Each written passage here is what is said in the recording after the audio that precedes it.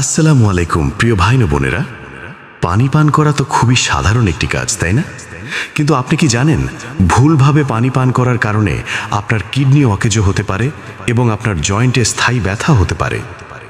আজ থেকে 1400 বছর আগে রাসূলুল্লাহ সাল্লাল্লাহু আলাইহি ওয়াসাল্লাম পানি পান করার যে চমৎকার নিয়ম শিখিয়ে গেছেন, আধুনিক বিজ্ঞান আজ তার সামনে মাথা নত করছে।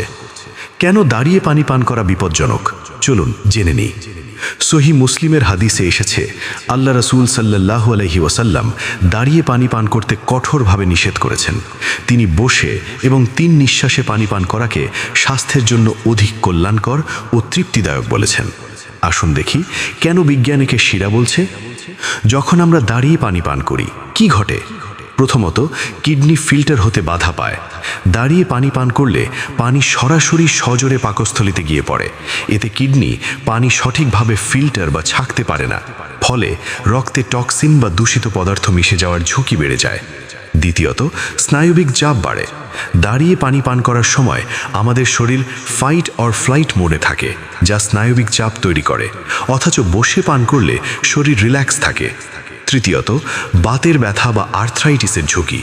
বিজ্ঞানীরা বলছেন, দাঁড়িয়ে পানি পান করলে শরীরের জয়েন্টগুলোতে ফ্লুইডের ভারসাম্য নষ্ট হয়, যা ভবিষ্যতে হাড়ের সংযোগস্থলে তীব্র ব্যথার কারণ হয়ে দাঁড়ায়।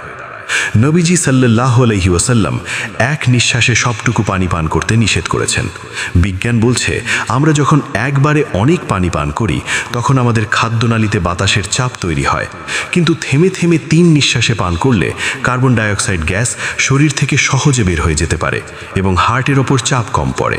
এটি অক্সিজেন লেভেল ঠিক রাখতেও সাহায্য করে।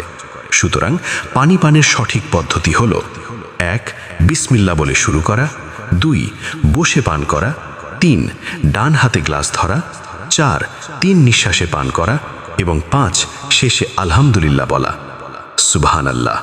ইসলাম কেবল একটি ধর্ম নয়, এটি পূর্ণাঙ্গ জীবন বিধান। আমাদের সামান্য একটু সচেতনতা আমাদের বড় বড় রোগ থেকে মুক্তি দিতে পারে। আজ থেকেই কি আপনি এই সুন্নাহটি মানা শুরু করবেন? কমেন্টে আমাদের জানান। ভিডিওটি ভালো লাগলে শেয়ার করে সওয়াবের অংশীদার হন। পরবর্তী ভিডিওতে দেখা হবে ইনশাআল্লাহ। আসসালামু আলাইকুম।